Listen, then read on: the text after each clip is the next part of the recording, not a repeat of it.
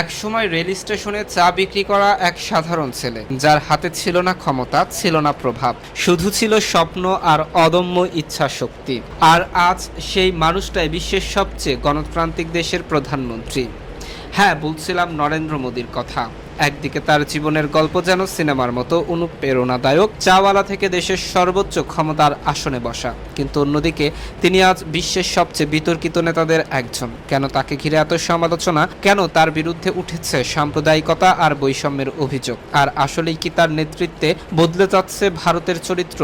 আজকের ভিডিওতে আমরা জানব একজন সাধারণ ছেলের অসাধারণ উত্থানের গল্প, আর সেই সঙ্গে তুলে ধরব তার নেতৃত্বের অন্ধকার দিকগুলো।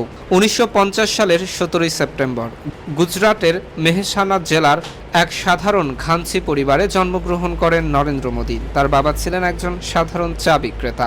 ছোটবেলা থেকে সংসারের দায়িত্ব কাঁধে তুলে নিতে হয় তাকে। বদনগর রেল স্টেশনে বাবার সাথে চা বিক্রি করতেন, যা পরবর্তীতে তার রাজনৈতিক ব্র্যান্ডিংয়ের একটি গুরুত্বপূর্ণ অংশ হয়ে দাঁড়ায়। অর্থনৈতিক কষ্টের মধ্যেই বেড়ে ওঠা মোদীর জীবনযাপন ছিল অত্যন্ত সাদামাটা।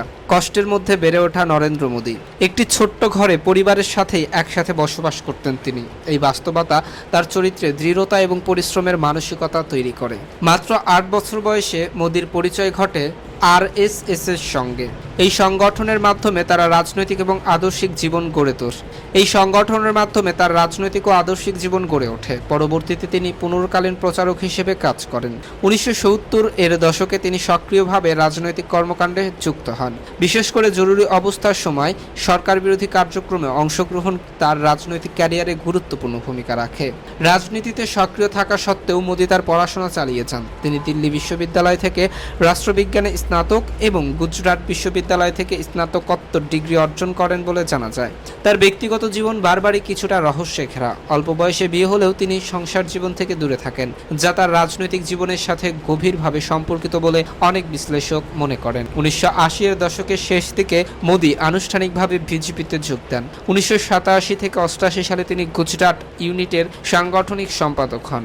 সংগঠনের ভেতরে দক্ষতা, কৌশল এবং পরিশ্রমের মাধ্যমে দ্রুত নিজের অবস্থান শক্ত করেন। 1990 সালে এল.কে. আদভানির নেতৃত্বে রথযাত্রা এবং 1991 সালে একতা যাত্রায় গুরুত্বপূর্ণ ভূমিকা রাখেন তিনি। এই ঘটনাগুলো তাকে জাতীয় রাজনীতিতে পরিচিত করে তোলে। 2001 সালে গুজরাটের মুখ্যমন্ত্রী হিসেবে দায়িত্ব গ্রহণ করেন মোদী। 2002 সালে গুজরাটের দাঙ্গা তার রাজনৈতিক জীবনের সবচেয়ে বিতর্কিত অধ্যায়গুলোর একটি হয়ে ওঠে। যদিও পরবর্তীতে আদালতের মাধ্যমে আইনি জটিলতা থেকে মুক্ত পান, তবুও এই ঘটনা তাকে আন্তর্জাতিক পর্যায়ে আলোচনার কেন্দ্রে নিয়ে আসে।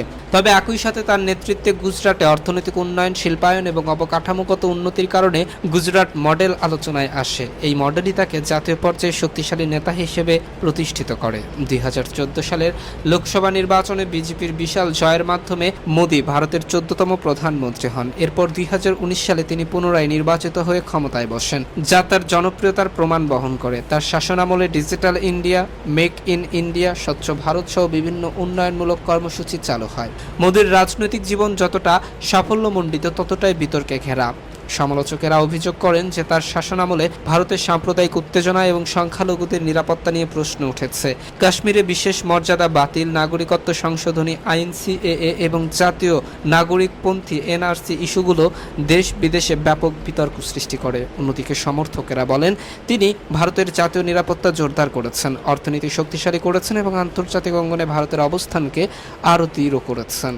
আন্তর্জাতিকভাবে মোদীকে একজন শক্তিশালী এবং প্রভাবশালী নেতা হিসেবে দেখা যায়। অর্থনীতিবিদ জিম ও'নেইল এবং বিশ্লেষক ক্রিস্টোফার উডের অর্থনৈতিক নীতির প্রশংসা করেছেন।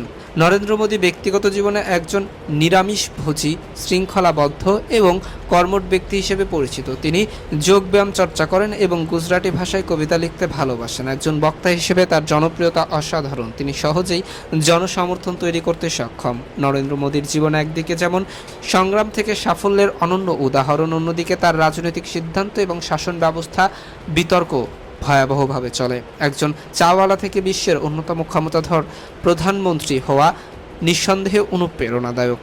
তবে তার শাসনামল কতটা ইতিবাচক বা বিতর্কিত সেই মূল্যায়ন নির্ভর করে ব্যক্তির দৃষ্টিভঙ্গি আর রাজনৈতিক অবস্থানের ওপর। প্রিয় দর্শক, আজ এ পর্যন্তই। দেখা হবে নতুন আরও একটি গুরুত্বপূর্ণ ভিডিওতে। সে পর্যন্ত সবাই ভালো থাকুন, সুস্থ থাকুন। আল্লাহ হাফেজ। আর আপনি যদি আমার পেজে নতুন হয়ে থাকেন তাহলে অবশ্যই পেজটি ফলো করতে ভুলবেন না।